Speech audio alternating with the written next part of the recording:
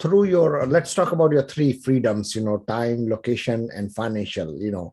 I know over a period of time you achieved financial freedom, and that led to time freedom, and that led to location freedom. I think that's the order you would go about it, right? As a project manager for them for a very long time, about 6 years. Mhm. And when I left the job, well, COVID enabled me to do some of the traveling. So even though we had sold our property about in May last year, I was still working a full-time job until September, still traveling around California because they enabled me to do that because it was COVID. So I imagine a lot of your listeners are mobile and they can go anywhere they want. So they already have this location freedom, but they're already kind of tied because they've got kids or responsibilities in the locations that they go.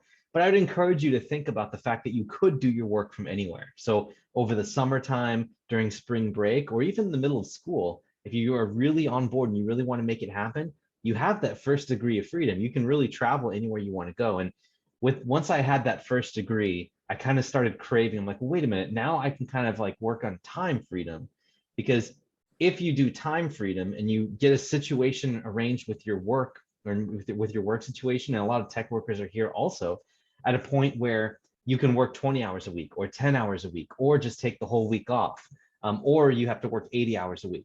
You have a little bit more flexibility in how to live your life on that second degree, right? Which is time. So Yeah, that helps out a lot. So if you have those two, you're already almost all the way there. That right. financial, though, really unlocks everything, because then once you get to a point where all of your assets are paying for your bills, now you have full control over all aspects of how you live life, right? And when you live it and where you live it. Right. And it's really interesting how we got the first degree of freedom, which is location.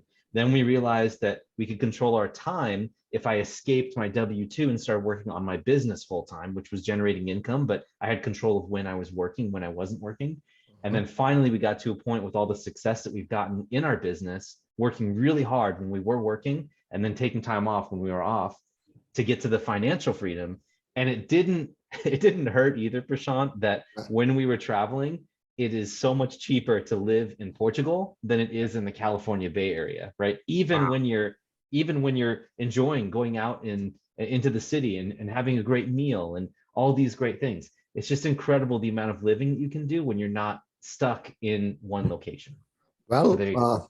One thing which COVID has brought us definitely, from IT sector standpoint, the location freedom, which you said, there is definitely location freedom. There are people all over the world. I mean, a lot of people moved out from bigger cities like California, I mean, like San Jose, San Francisco, Yep, or New York City, and moved to semi-urban areas or rural areas and started living a cheaper life for sure. yes.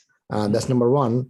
Number two, time, obviously with remote work, as long as you can control your time, if you have to work 8 hours, granted that at least in IT sector, information technology sector, if you're working 8 hours in the office, you end up working 10, 12 hours at home. But I mean, there are ways you can you have the flexibility, right? You can go out during the day, do something, go to the bank, take care of a few things, and can still take care of things in the night for your Correct. W-2 job. So you have a little bit of freedom there. And as you said, you keep on working harder and harder, and there comes a time where you snap it. You have the financial freedom. You have, and that's when the journey actually begins. So to That's say. right.